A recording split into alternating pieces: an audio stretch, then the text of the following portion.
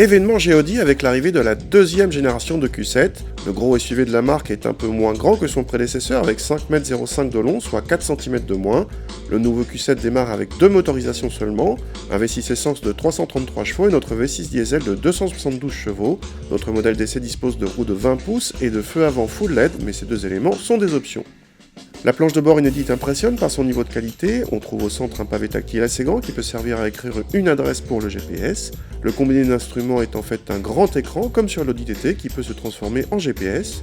Le Q7 peut recevoir pléthore d'équipements high-tech dont un assistant d'embouteillage qui conduit presque tout seul dans les bouchons.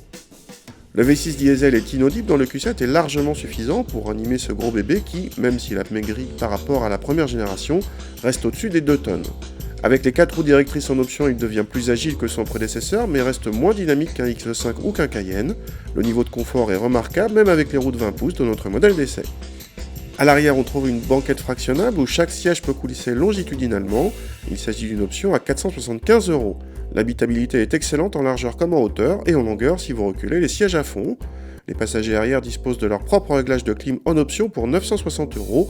Le toit ouvrant panoramique est en série sur la finition haut de gamme Avus. En option pour 1690 €, vous pouvez avoir une troisième rangée de sièges et transformer votre Q7 en 7 places. Cette troisième rangée se montre plutôt confortable et évite l'effet strapontin, mais l'habitabilité reste juste pour des adultes. Avec la troisième rangée rabattue, Audi annonce un coffre immense de 770 cm3. Si vous ne prenez pas l'option 7 places, il monte même à 890 cm3, une vraie soute. Cette nouvelle version du Q7 le remet au goût du jour, notamment avec un niveau d'équipement high-tech qui le place au-dessus d'une Mercedes classe S.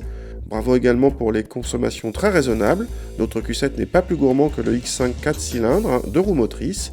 Si cela se confirme lors de nos mesures, alors il s'agit d'une belle prouesse. D'ailleurs, le Q7 n'existera pas en 2 roues motrices.